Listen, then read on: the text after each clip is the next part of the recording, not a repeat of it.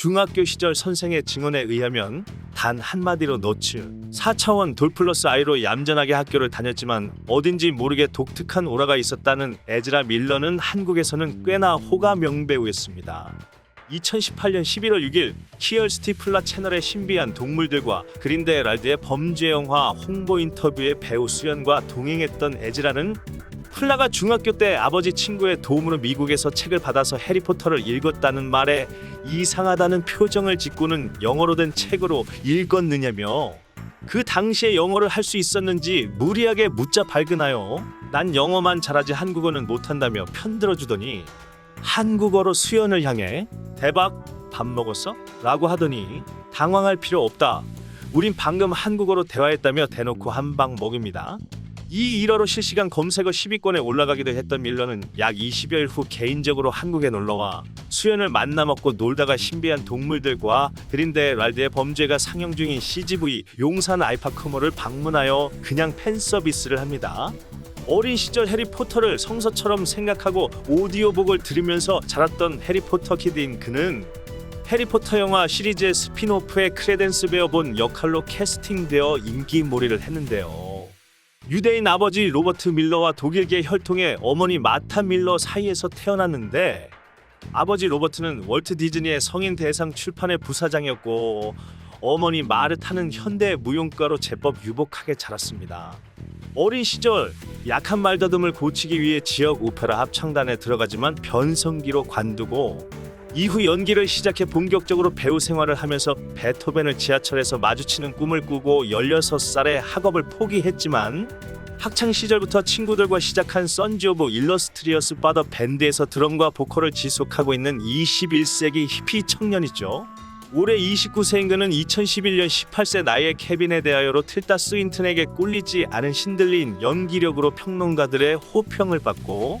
이어진 차기작 월플라워까지 연기력의 찬사를 받으며 인지도를 얻게 되는데 이후 저스티스 시리즈와 신비한 동물들과 시리즈에 출연하며 기세를 확장하고 2023년 개봉 예정작 DC 확장 유니버스의 플래시로 캐스팅됩니다. 저스티스 리그 촬영 때부터 여러 차례에 걸쳐 플래시의 광팬임을 어필했고 인터뷰 당시 플래시라는 캐릭터를 잘 이해하는 모습을 보이기도 했었던 에즈라는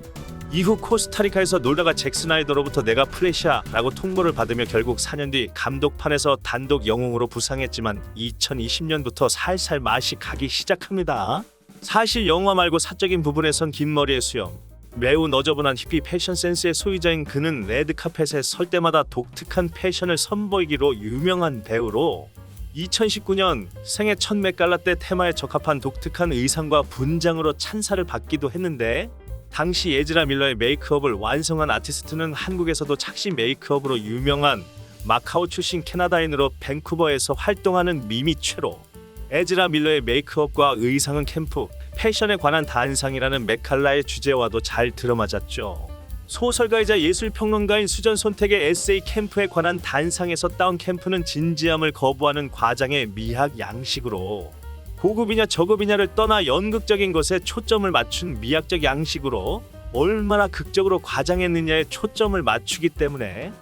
뭐하러 저 짓을 했대? 라는 반응이 갈라쉬의 주제로 어지럽게 박힌 얼굴 위에 7개의 눈과 이마 쪽에 쓸데없이 고퀄이라 진짜 눈 같았던 눈 분장이 압도적이었던 당시 메갈라 수많은 셀럽들의 기괴한 분장과 장치 중 최고의 머저짓이었습니다. 여기까지만 해도 배우로서 촉망받던 삶을 살고 있었던 에즈라는 한 여성의 목을 졸랐다는 짧은 단신으로 물음표를 선사하는데 당시 사람들과 대화 도중 자기 흉터를 보여주면서 옛날에 싸우다가 생긴 거라고 하자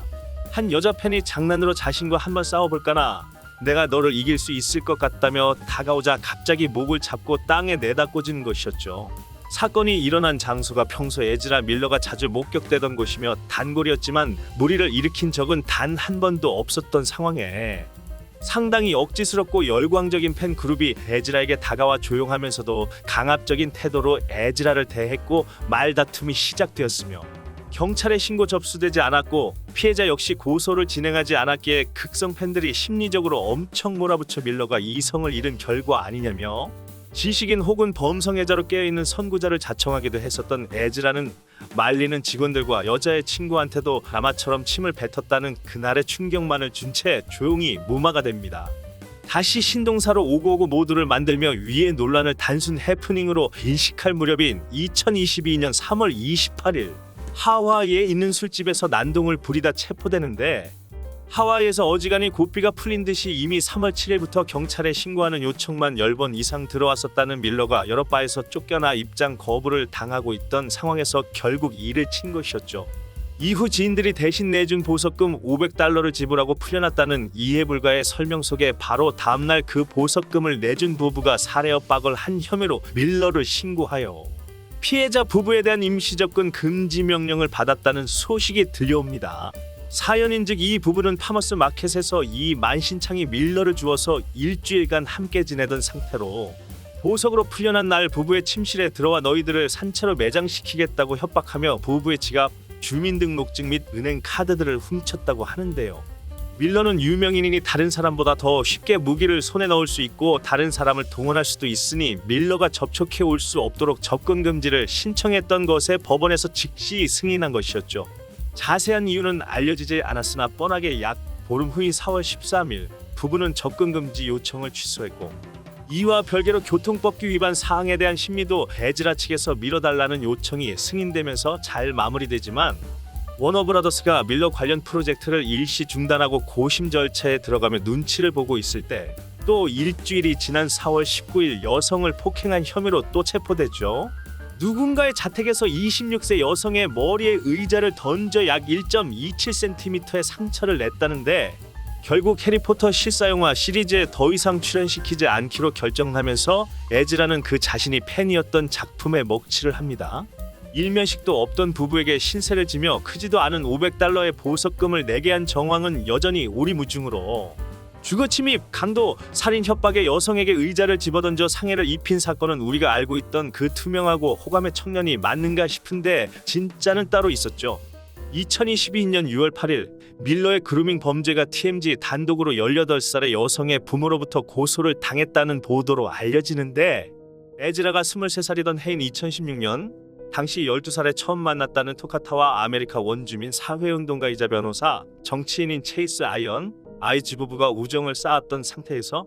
2017년 14살의 토카타를 영국 런던으로 초대하여 당시 촬영 중이던 영화 신비한 동물들과 그린드 헤럴드의 범죄 촬영 스튜디오를 구경시켜주는데, 이 시점에 술과 마리화나, LSD와 같은 마약을 주며 학업을 방해하여 결국 토카타로 하여금 2021년 12월에 매사추세츠의 사립학교를 그만두게 하였다고 주장했습니다. 2022년 1월 토카타를 데리러 갔던 부부는 운전면허증, 자동차 열쇠, 직불카드 등이 없어서 발이 묶인 상황에, 또한 토카타의 신체에서 폭행의 증거를 발견하고 집으로 데려가 3주간 정신을 차리게 하려고 했지만,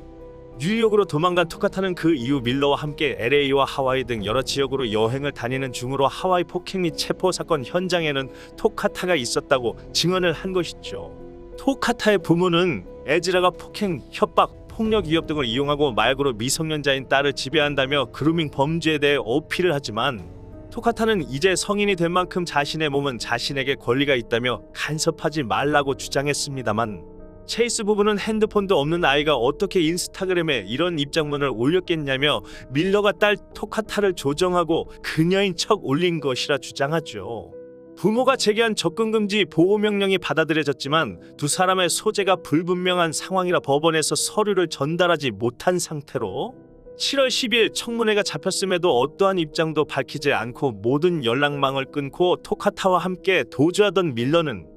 6월 15일 여러 장의 사진을 자신의 인스타그램 스토리에 게시하며 자신을 잡을 수 없을 거라며 당국을 조롱하는 내용의 글을 올린 후에 계정을 삭제해버리죠. 물론 이 역시 후속 기사는 없는데요.